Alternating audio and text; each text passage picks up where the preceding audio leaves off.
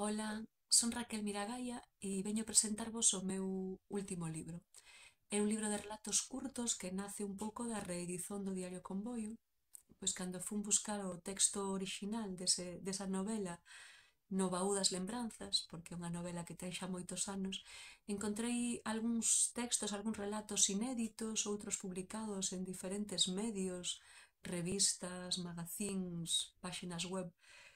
que me pareceron interesantes, pensei que merecían unha revisón e con eses contos de diferentes épocas da miña vida, algúns outros inéditos e contos que fun escrevendo nos últimos tempos, completei este proxecto, que é un proxecto de relato curto que contén 14 historias divididas en 4 seccións,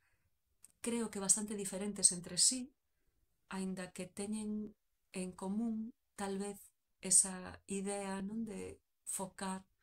na relación dos corpos co mundo, non? Como nos relacionamos co mundo como corpos. Este é o libro que sae agora, está recén chegado da imprenta e que sae como os dous anteriores a Través Editora. Entón, convido vos a aproximarvos del e espero que vos guste.